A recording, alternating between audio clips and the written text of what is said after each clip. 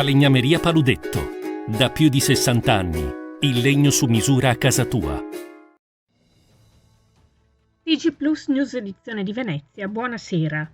Apriamo il nostro notiziario con un'ampia pagina di cronaca. Nella giornata di ieri gli agenti della Polizia di Stato e della Guardia di Finanza hanno individuato nelle zone adiacenti alla stazione ferroviaria di Mestre un uomo di nazionalità tunisina già noto alle forze dell'ordine per numerosi precedenti penali. Lo scorso 17 luglio aveva seminato il panico al bar Riviera in via 20 settembre, dove urlando e scaraventando a terra sedie, lo stesso aveva inveito e minacciato il titolare del locale, per poi darsi alla fuga alla vista delle forze dell'ordine. Inoltre era riuscito a scappare dai CPR di Milano e Gradisca di Sonzo per far ritorno nel comune veneziano, ponendo in essere in diverse occasioni condotte violente nei confronti delle varie forze di polizia.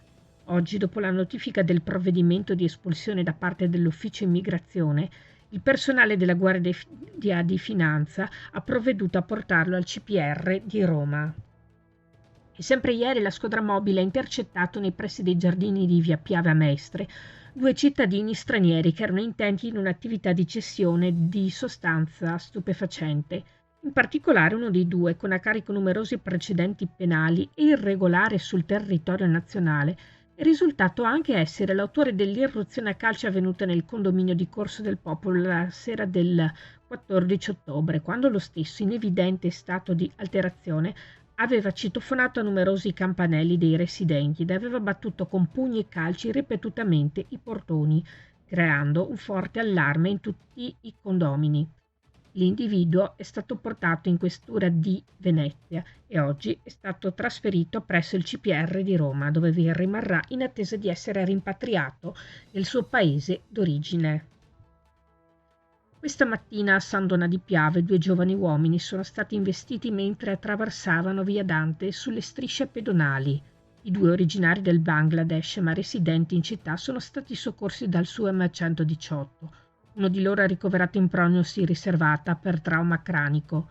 L'automobile che li ha travolti, una Opel Corsa, era guidata da una 60enne di Ponte di Piave, la quale, in base alle prime ricostruzioni, non avrebbe visto i 2 giovani. Dopo averli investiti, la donna si è subito fermata e alcuni passanti hanno allertato i soccorsi. Sul posto, oltre ai sanitari, sono intervenuti gli agenti della polizia locale. Lo riportano le testate giornalistiche locali. I 2 turisti provenienti dall'Australia, verso le 3 della notte fra lunedì e martedì, sono stati aggrediti sul ponte dell'Accademia a Venezia. Attualmente i 2 sono ricoverati all'ospedale civile di Venezia.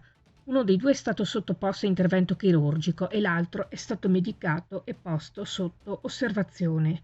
Entrambi, inizialmente soccorsi dai sanitari del SUAM 118, presentavano ferite, probabilmente da armi da taglio. Le forze dell'ordine stanno indagando per ricostruire i fatti, anche attraverso l'analisi delle telecamere di videosorveglianza presenti sul posto, come riporta la stampa locale. E si chiude qui il nostro notiziario. Grazie per essere stati con noi. Arrivederci.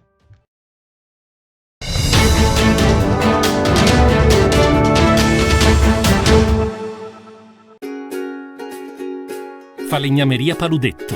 Da più di 60 anni. Il legno su misura a casa tua.